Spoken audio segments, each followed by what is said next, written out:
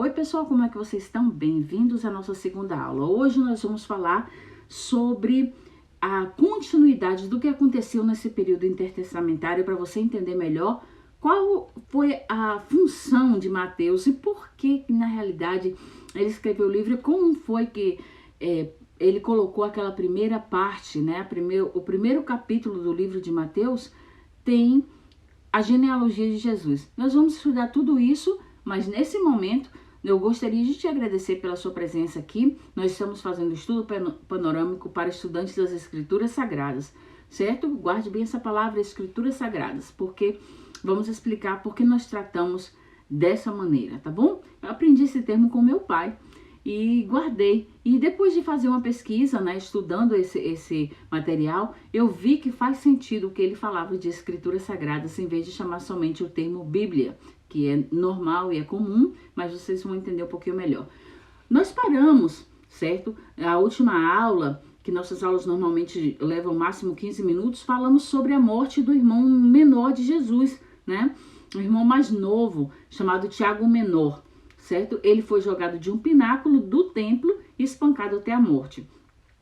Como já citei, esse episódio, essa parte da história não foi citada na Bíblia, certo? Porém, foi citado por um historiador da época dos tempos de Jesus e foi citado por Joséfo, certo? Então, é bom mencionar que nós estamos falando de Tiago, filho de Zebedeu, irmão de João, que foi decapitado em Jerusalém. Estamos falando aqui de Tiago, irmão mais novo de Jesus, que foi jogado de um pináculo. Então é bom a gente também aprender o que aconteceu no contexto histórico, o que as pessoas falavam nos livros de história, que ajuda, no caso, não estou dizendo que a Bíblia não é completa, sim, é completa, mas também gostaria de mostrar para vocês que existe um grupo de pessoas, certo? Que eles não acreditam na Bíblia como um livro sagrado. Eles acreditam nos 5 livros que são o Pentateuco, né? Nós vamos falar também sobre isso. E os demais livros, eles não acreditam. Agora, quando surge um homem que era judeu, certo? Escrevendo sobre os manifestos de Jesus, citando o nome de um dos discípulos, ou seja, um irmão de Jesus, aí também causa uma curiosidade e ajuda, no caso, a proliferação positiva do Evangelho de Jesus Cristo no meio dos judeus, principalmente naquela época, tá bom? Então, o que aconteceu durante esse período intertestamentário, esses 400 anos de silêncio? Aconteceram muitas coisas, não houve nenhum livro inscrito chamado livros inspirados, certo? Então, o que acontece? Houve a criação ou a escrita, né, de outros livros, certo? Livros que apareceram durante esses períodos, como o livro de Flávio Joséfo, certo? E também outros livros que apareceram chamados comentários, certo? O que é um comentário? Comentário que na realidade são ensinamentos rabínicos, certo? Daquela época. Os comentários são ensinamentos rabínicos que na realidade eles ensinavam o posicionamento da lei judaica, ou seja, eles criam nos 5 livros, certo? Que se chamou Torá, né? Gênesis, Êxodo, Levítico, Número e Deuteronômio. Uma vez mais, Gênesis, Êxodos, Levíticos, Números e Deuteronômio. Esses livros são o Pentateuco, né? Que vem da palavra grega penta, que é 5. Que o Torá, que significa essa palavra Torá, direção, orientação, ensino. E também essa palavra Torá, muitas vezes entre os cristãos, é utilizada a dizer a Bíblia hebraica, certo? Ou Tanakh. Tanakh significa escrita, ou seja, escritos pelos profetas, certo? Então, por isso que dizemos escrituras sagradas, porque foram escritas pelos profetas e são sagradas, certo? Então, quando se diz Bíblia, Bíblia significa um conjunto de livros, certo? Então, no caso aí, a Bíblia, os cristãos se referem à Bíblia dos judeus, que na realidade é o Torá, né, o Pentateuco, eles criam somente nisso. E os judeus deram, no caso aí, surgiram os comentários. E esses comentários se chamavam Talmud, certo? Que na realidade esse Talmud dava orientações de como seguir as leis judaicas. Vejam bem, Talmud, T-A-L-M-U-D, Talmud, certo? Então, aqui, o Talmud era aquele comentário que ensinavam as leis judaicas, como seguir à risca, certo? Como dar seguimento a tudo do que era a lei judaica. Isso foi escrito pelos rabinos, né? E depois surgiu o Mishnah, certo? Que é o M-I-S-H-N-A-H, Mishnah, que esse Mishnah era um comentário do Talmud, certo? Falando mais detalhes sobre o Talmud. Então, quer dizer, foram dois livros também que surgiram nessa época, nesse período intertestamentário. Escribas, estudantes do Torá, deixaram registrados nesse livro, que nós chamamos de comentário, eram ensinamentos de como a lei deveria ser aplicada. E esses livros não foram considerados livros sagrados, certo? Porque era simplesmente um comentário dos livros sagrados, tá certo? Então, depois desses livros que são chamados de comentário, que foram escritos pelos judeus para os judeus, nós vemos também livros como o livro de Macabeus, certo? Esse livro não é considerado sagrado, é simplesmente um livro de história, certo? Que foi escrito por um judeu, porém conta a revolução feita um século antes de Cristo. Toda a história que conta assim antes de Cristo, quando Jesus nasceu, foi considerado, certo, pelos estudiosos, o século I, tá? Então diz assim, tudo que aconteceu antes de Cristo, diz assim AC, e depois de Cristo, vem a ser DC, tá certo? Então, antes de Cristo, 500 anos antes de Cristo, 300 anos antes de Cristo, nós vamos sempre estar citando esses números aí, vocês já sabem, tá certo? Então, tudo que aconteceu depois de Cristo, depois que Jesus nasceu, certo? Então, diversos escritos foram registrados nessa época, certo? Porém, não fazem parte do canon, que significa sagrado. Então, esses escritos não são sagrados, tá bom? Entre esses escritos chamados não sagrados, estão os livros apócrifos, que significa livros ocultos. Alguns deles não se manifesta quem foi que escreveu, simplesmente contam histórias, certo? Algumas histórias estão comprovadas nos livros de histórias dos hebreus, outros não nos hebreus da Bíblia, senão histórias assim hebraicas, histórias dos livros de histórias do tempo de Jesus, porém não foram escritas pelos profetas, nem pelos discípulos, nem pelos apóstolos, certo? Então não são consideradas inspiradas, certo? E nem sagradas, tá certo? Foram simplesmente historiadores que escreveram na época e nos tempos de Jesus.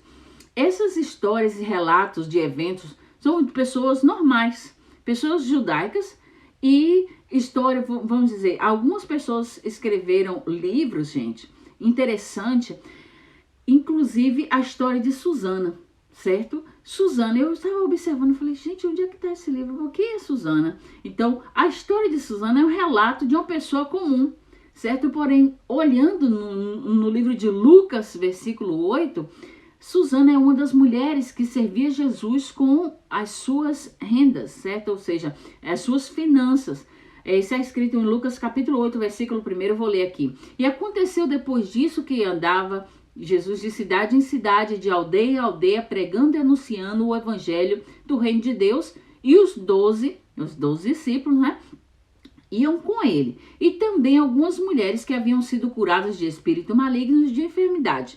Maria, chamada Madalena, das quais saíram 7 demônios, e Joana, mulher de Cusa, que era procurador de Herodes, e Susana, e muitos outros que serviam Jesus com as suas fazendas. Porém, a Bíblia, né, as Escrituras Sagradas, somente relata esse nome, Susana, que ajudava, no caso, dava o suporte financeiro no ministério de Jesus. E dentro da história, certo? Relatos como a história de Susana, conta quem era Susana, o que fazia Susana, nós vamos ver nos livros de história que foram registrados nesse tempo. Mas nas Escrituras Sagradas somente é mencionado dessa forma de Susana, como muitas outras que serviam a Jesus com as suas fazendas, ou seja, com as suas finanças, certo? Então, entre outros livros estão como a Sabedoria de Salomão, que foi estudado e lido, certo? Outros livros das crônicas dos crônicos, né? Que então estão entre os livros que não são canônicos, certo? Primeiro Esdras, segundo Esdras, todos esses livros, gente, foram encontrados, por exemplo, eles não foram escritos pelos determinados autores, eles foram citados assim como se fosse um comentário. Porém, nessa época, não se deu o nome de comentário. Por isso, como não sabia a autoria desses livros, esse é chamado apócrifo, porque não sabiam quem eram os autores desses livros, então ficaram como autor oculto, citados apenas como livros apócrifos, tá certo? Então, algumas pessoas me perguntam, a Bíblia Católica contém os livros apócrifos, é considerada sagrada também? Olha só, a resposta é essa, gente. As escrituras sagradas é sagrada.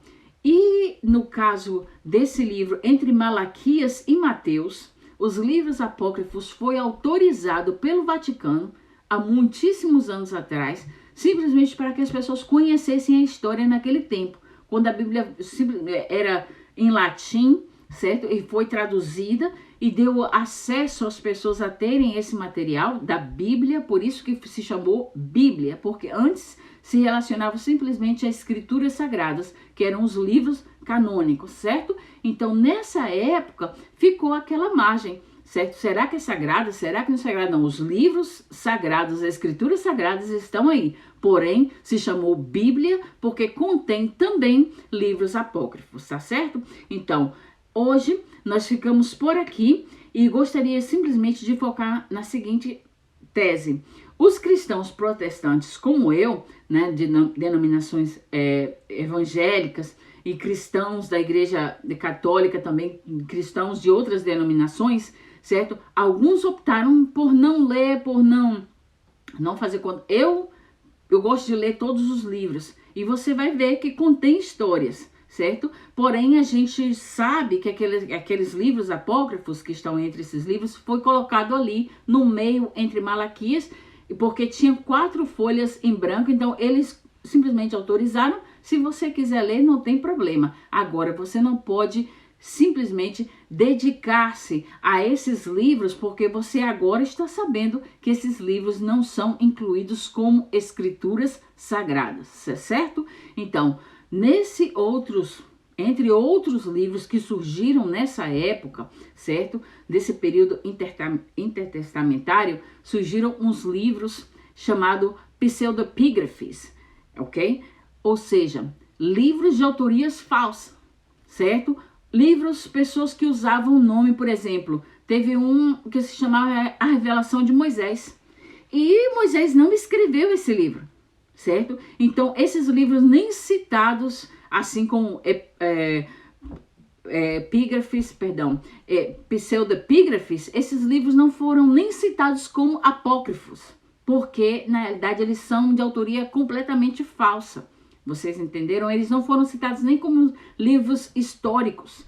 Eles foram, em alguns casos, disseram, olha, alguém teve a revelação e intitularam A Revelação de Moisés, mas não foi escrita por Moisés. Foi psicografado, certo? E nós, como cristãos, não cremos nisso, tá bom? Então, é bom entender, certo? Que nesse caso aí, alguém estava utilizando o nome para dar força às suas leituras, para que as pessoas se interessassem. É como se fosse fake news de hoje em dia, certo? Escritores utilizando, pessoas famosas utilizando o nome de Jesus para chamar a atenção, como se a pessoa fosse... Eu já vejo muitas pessoas que são ateus, certo? Citando o nome do Criador, e algumas pessoas utilizam assim, a força do universo, vou jogar, vou pedir para o universo.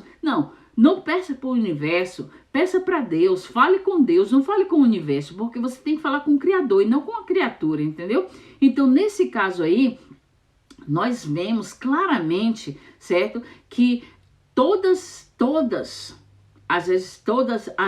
os escritos, ou seja, todos os escritos daquela época, eles simplesmente tornaram, certo, revelado ao povo, para que o povo entendesse o que estava acontecendo. E depois eu vou falar para vocês como foi que eles fizeram para juntar esses livros, certo? Não fique pensando que vai ficar aqui voando, não, porque a gente vai dar a lição completa, tudo mastigadinho, bonitinho, tá bom? Então, esses livros escritos chamados psicografados, ou seja, pseudepigraphy, esses livros que são chamados falsos, certo? Estavam escritos no estilo apocalíptico. Como que é um estilo apocalíptico? Por exemplo, eles utilizavam as mesmas palavras que foi usada, né, pelos profetas. Usavam termos, por exemplo, o céu escurecerá, a lua não dará mais o seu brilho, as estrelas cairão do céu, para assustar o povo, para chamar a atenção do povo, e o povo ficava ali ludibriado com aquela história e passavam a ler aquilo ali. Agora, o que eu estou falando nesse exato momento é que todos esses escritos que não são canônicos, certo? Que não são sagrados, que foram criados, inventados, escritos, eles durante 400 anos influenciou o pensamento das pessoas, certo? Influenciou bastante o pensamento das pessoas. Então, hoje em dia, a gente está vendo até pessoas utilizando esse termo, influenciadores, certo? Influenciou o pensamento, o ensino da verdadeira doutrina que foram ditas pelos apóstolos. Então, Jesus chega em um cenário, certo? Onde tinha que neutralizar essas ideias, certo? Dos comentários, dos livros psicografados, de toda essa ideia, certo? Que é maléfica. As pessoas estavam perdidas por 400 anos, tudo estava calado. Então, a lei dada por Moisés era praticada por um grupo de escribas e judeus chamados fariseus. E eles eram radicais contra todos esses escritos que estavam surgindo. Então, vocês imaginam o que aconteceu, certo? Vocês chegam em um lugar onde está tudo revirado e chega uma pessoa dizendo assim, olha, no meio desses escritos falsos, no meio desse panavoê todo, entendeu? Chega uma pessoa e diz assim, eu sou filho de Deus, eu sou o Messias. Gente, eu vou ser sincera, como diz o bom nordestino, o caba tem que ser mais para entender um negócio desse. Só mesmo quem tem, sabe? Hoje nós estamos vendo esse, assim, de fora, é fácil entender, porque nós temos a Bíblia, já está tudo mastigado. Mas naquele tempo, chegar para um judeu e dizer assim, depois desse monte de escritos, depois desses comentários, depois o povo estava saindo da aflição, do cativeiro babilônico, e depois chegar uma pessoa assim do nada e dizer assim, eu sou filho de Deus, é sério. Mas uma coisa interessante acontece durante esse período, certo? Escribas judeus, certo? Escribas judeus, alguns de costumes fariseu, certo? No caso, a gente utiliza a palavra fariseu. É um fariseu. Mas quem dera as pessoas que fossem, nos dias de hoje, tão zelosos da palavra como os fariseus, certo? Eles estudavam, eles comiam, eles seguiam a risca. Então, Jesus passou muito tempo, certo? Se preparando, 30 anos, se preparando para se apresentar no templo. Ele já chegou preparado. Então, hoje em dia, eu vejo muitas pessoas, né, desbravejando aí, Jesus salva, cura e batiza e tal, e eu vou contar um testemunho da minha vida, que eu era pobre, agora eu tô rico e tal. Essas coisas é maravilhoso. Jesus salva, cura e batiza e leva para o céu. Mas você tem que explicar o que acontece quando as pessoas se preparam, certo? Elas não vivem uma vida de falácia, elas não vivem um ensinamento superficial, elas conhecem o evangelho de Jesus Cristo, elas entendem o que Jesus passou, certo? E por isso amam a Jesus pelo que ele é, certo? Alguém que sofreu por você, alguém que passou, certo? Um tempo se preparando como um homem. Tá? Como um homem, ele estudou, ele leu, ele aprendeu como filho de José, o carpinteiro, certo? Ele não chegou assim, eu sou Deus, eu vou... Não, ele fez milagres, sim, ele operou maravilhas, sim, mas ele ensinou no templo como um homem. Jesus passou tempo ensinando às pessoas a imagem do Filho de Deus. Ele ensinou ao povo como respeitar, como amar a Deus verdadeiramente, amar a Deus sobre todas as coisas e ao próximo como a si mesmo, tá certo? Então, os judeus passaram muito tempo se alimentando desse tipo de informação. e depois chega Jesus no cenário. Tá certo? Então vamos parar por aqui. Muito obrigado pela sua participação e nós vamos dar continuidade porque isso está de bom para melhor. Você vai amar a nossa próxima aula. Fique em paz, fiquem com Deus e a gente vai se falando.